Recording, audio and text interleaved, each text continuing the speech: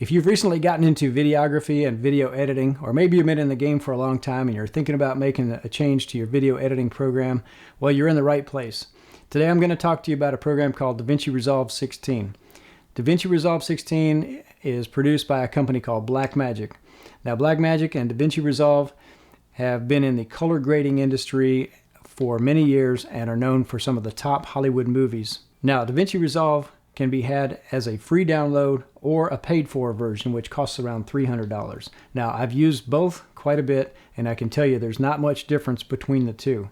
So today we're going to go through a really quick tutorial. I want to show you how to set up a new project, how to import your media, how to do some basic editing techniques, how to render the project, and upload it to YouTube or save it to your hard drive. If you have any questions, please leave them down in the comments. If this video is helpful to you, please give it a like and consider subscribing. Anyway, appreciate you being here today, and let's get started with the program. When you first open Davinci Resolve, you'll be greeted by the Projects Management folder. Here you'll see a listing of any projects that you've created in the past. We can view these files in a thumbnail view. We can change the shape of the thumbnails here. We can change the size of the thumbnails here. We can organize the thumbnails based on these criteria. We can click here to give us more or less information about each project, or we can view in a detailed list view. This is the view I usually leave it on. Here on the left-hand side, we see a listing of databases. In Davinci Resolve 16, a database is a file location that contains all of the projects and all of the files for each project. You can see here I have two databases. The local database is the default database that's created when Davinci Resolve is first installed. If you choose, you can leave all of your projects in this local database. I've created a separate database to house most of my YouTube videos, and today we're going to create a new database for the sake of this tutorial. To create a new database, we'll select New Database, we'll select Create, we'll give it a name, we'll select the location, create a new folder, select that folder, and select Create. So now what we've done is created a new database that will contain this project and any other projects that we might want to put in it. So let's select this project and get started. In Davinci Resolve, we have 7 workspaces that we can use to create our project. In the media workspace, we can import, manage, and organize all of our project assets such as video clips, audio clips, music, and so forth. The cut workspace was designed in the latest version of Davinci Resolve 16 and is designed for making quick edits. The edit workspace is where I spend all of my time and is where we're going to focus on today. The Fusion workspace is very powerful. You can create almost any imaginable visual effects. The color workspace is where we color grade and color correct our project. The Fairlight workspace is where we edit and manage our audio. And lastly, the Deliver workspace is where we finalize and render and output our video project. Now let's move back to the media workspace and import some project assets. But first, since I did not title my project at the beginning, let's do that now. So we'll click on File, Save Project As, and we'll give it a name. Like that. Let's import our media assets into the project. First, make sure your media storage tab is selected. Search for your project file, and you can see a listing of all the assets that are in your project file. We can highlight all of these and then drag them into the media pool. An alternative way of importing project assets is to select the file location, select the clips, and drag them into the media pool. Davinci Resolve is letting us know that the frame rate for the assets is different than the current project settings. Do you want to change? Yes, we do want to change. Now we're able to start editing. Okay, excellent. Now let's move over to the Edit workspace, and here you can see the project assets that we've already moved over into the media pool. Now we can select which ones we want to move onto our timeline. Right now I'm going to move over the A-roll clip and this GoPro 8 B-roll clip. So I'll select the A-roll command, left mouse, we'll select both of these and drag these onto the timeline. Move that B-roll over a little bit. Now we have options for viewing the timeline. If we select this icon here, we can look at the timeline in this film format. This is the one that I prefer. It allows me to see a continuous thumbnail view on the clips that we've selected into our timeline. This thumb view only allows us to see a couple thumbnail views in the timeline, and then this plain view is the least amount of information, and I think this would be a good view if you were going to look at many different layers in your timeline. But for now, we'll go back to this film view. I also like to see the full waveform on my audio clips, so I'll select this option option. If you select this option, you don't initially see the audio waveforms. Select this option here, and that should bring up the full audio waveforms for each clip. And we can select different height levels for each of the clips. We have several different options for zooming in and out of our timeline. The option that I prefer the most is to use the Alt or Option key on the keyboard along with the mouse wheel and scroll in and out, and allowing you to zoom in and out. The other option is to hold the Control or Command key and plus and minus on the keyboard, and we can also select these icons here. This is a full extent zoom, which will zoom the timeline in to fit the tracks that we have selected on our timeline. This is a more detailed view, and this one here will allow us to quickly zoom to whatever we have set on the slider bar. We can also use the plus and minus icons here. Okay, great. We can hold down the mouse wheel and move left and right. That allows us to quickly pan left or right. Normally when I'm editing videos, I have my B-roll on video track 2 and the A-roll on video track 1. Let's take this B-roll clip of the GoPro Hero 8 and we'll move it up here. It will automatically create a video track 2. Let's move this over here because I want to trim the A-roll track. Select an approximate location that I want to cut the clip, and that looks pretty good. Let's switch to the blade tool. We can select that and it will cut the timeline where we have the scrubber, and we can go back to our selection tool. Let's select another out point here, make this a fairly short clip, and that's probably good enough. Now this time we use the Control or Command B option, and that will cut the clip there as well. And we can select this front part of the clip, select backspace, and the back part of the clip and backspace to delete. Now we can move this over. I also want to trim this B-roll clip, and I can do so by grabbing the end of the clip, moving along until I find a place that I want to trim into. Looks pretty good right about there. And then I can do the same thing with this. We'll keep this pretty short. We'll move it about there. Okay, good. Now we've got our B-roll clip trimmed and our A-roll clip trimmed. Normally when I edit, I also don't like to use the audio in the B-roll. So let's delete the audio for the B-roll. We can do that a couple different ways. Now, as you can see, when we select the video clip, it automatically selects the audio clip. That's because these two are linked together as indicated here. And if this were spread out, you could see the link icon here as well. So what we can do is select the Alt key or Option key, hold Option or Alt, and then select just the audio, backspace. And let's do a Control Z, go back. Another option is to right click and unselect link clips. Now these clips should be independent of one another, and we can select audio clip, backspace. I'll do Control Z one more time. The other option is to select the link icon. We've deselected it. Now these once again should be independent of each other. So we'll select the audio and backspace. All right, we'll hold down Alt and Control wheel on the mouse, allow us to zoom out. Okay, now I'd like to add a music clip to this project. I have two selected here in my media pool, and I'll just grab one of these and pull it down to audio track 2. As you can see, the volume is pretty high. To change the volume, we can do that in a couple different ways. We can hover our mouse right here until we see the up and down arrow, left mouse click, just bring that volume down wherever we want. That looks okay for now. Many times if the video clip is longer than the song selection that we have, we can duplicate this song clip, and we do that by holding the Alt or Option, left mouse click, just pull that out. Now we've duplicated that song clip, and now we can put these back together. Okay, so let's put our scrubber head at the end of our video clip, and we can go ahead and trim this song clip, and we'll select Control B.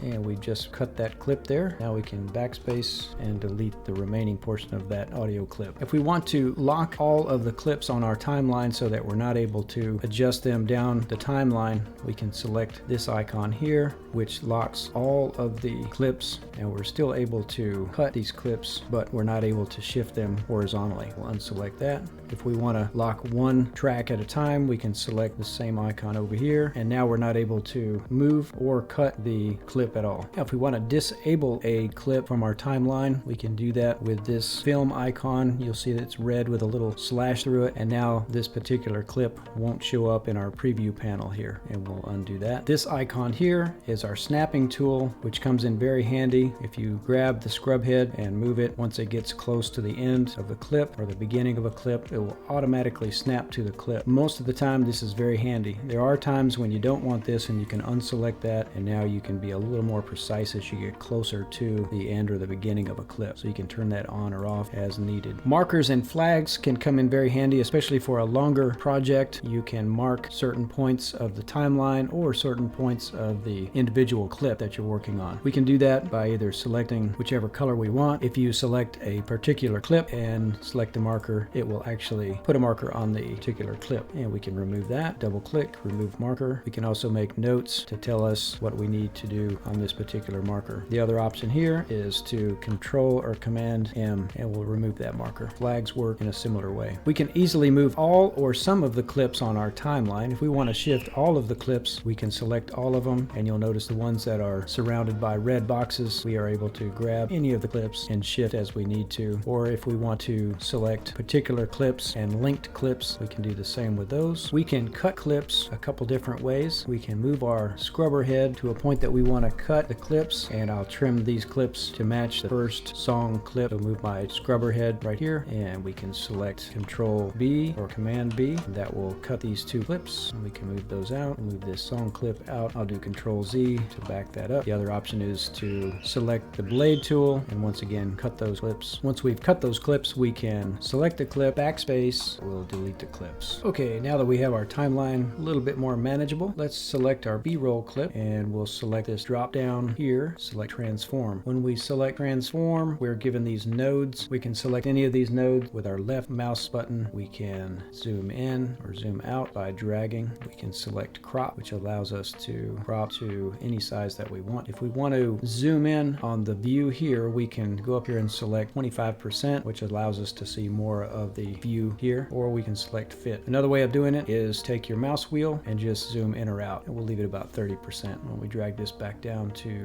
the view that we had originally, let's take a look at dynamic zoom. Dynamic zoom is Davinci Resolve's easy way to zoom on a track. What you see here is a green box and a red box. The green box is where the zoom starts, and the red box is where the zoom finishes. And we can drag this green box anywhere we want, make it any shape we want. Let's zoom in pretty far initially. So it's going to start here and it's going to end here. Let's see how that looks. We'll press spacebar. Okay, that looks pretty good. Spacebar again to stop. Okay, so at this point, let's save our project. We can do so by Control or Command S, or we can select File, Save Project, or Save Project As if we haven't already named it, which we have. Let's take a look at this blank spot that we have at the beginning of our project. We can delete this blank spot a couple different ways. We can select all of the clips. You see that they're all selected because they're all surrounded by red boxes. We can shift this all the way over to the left, or we can select the blank spot with our left mouse key and delete. Now let's take this B-roll clip, move it on top of the A-roll clip, and we'll place it somewhere right about there. Good. And this will allow us to view the A-roll clip until it gets to the point where the B-roll starts, and then it should cut into the B-roll, which should also give us the zoom that we created a few moments ago. Okay, very good.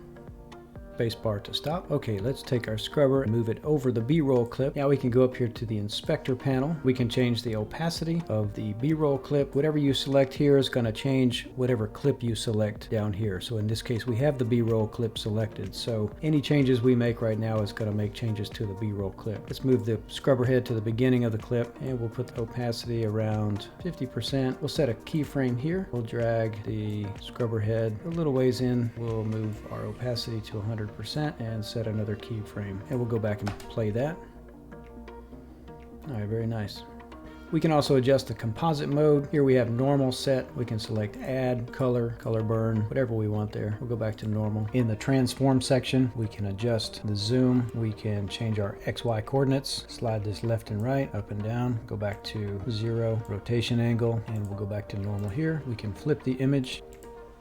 And if you want to turn off any of these effects, you can just click the toggle next to the title, and it will turn from red to gray, indicating that the option is turned off. Now let's take a look at the effects library. We select the effects library tab, and it opens up the effects window, and I'm also going to minimize my inspector. Let's take a look at the additive dissolve transition, and we'll add that to the end of our video clip. I'll expand out my timeline, and we can grab the transition and pull it to shorten or lengthen the time that the transition stays on our clip.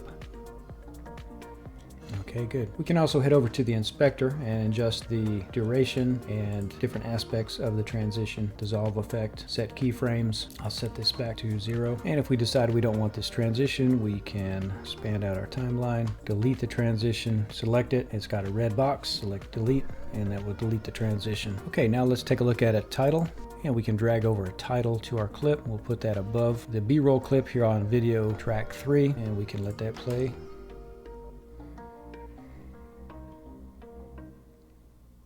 Very good. And of course we can drag and adjust the time that the transition stays on our timeline. We can go back over to the inspector and adjust text, font, color, keyframes, and any of those options that have to do with the transition. And we can head back over to our effects library, take a look at the audio effects. We can take this noise reduction and drag it over to our main clip. This will bring up an audio window. We can adjust our threshold, our attack, sensitivity, and lots of other options there. We could do a whole video on the audio section of Davinci Resolve, so we'll leave that out for today. Maybe in a future video we'll look at that. And while we're on the topic of audio, let's take a look at how we can adjust our audio track to coincide better with the voice on our main A-roll track. We can select our audio track, we can move our scrubber head here, and we can set a keyframe here. Then we can move the scrubber a few frames in, adjust our volume down, and automatically we'll set another keyframe. And we can drag our scrubber, set another keyframe, move a few frames ahead, adjust our volume back up, and a new keyframe is automatically set for us. So this way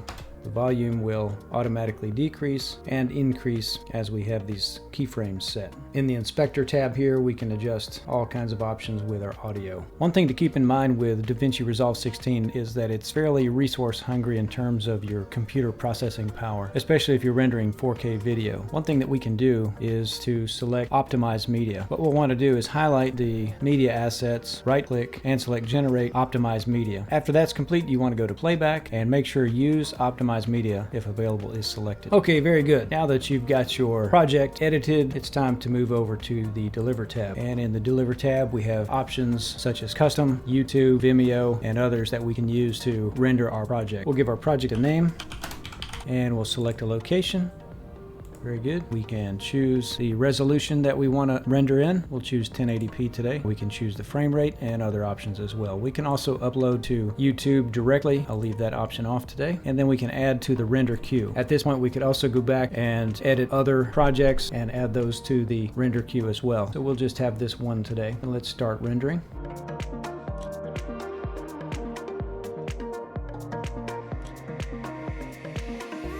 Okay, perfect. At this point, our project is complete and you can upload to YouTube or store it or do whatever you want to with it.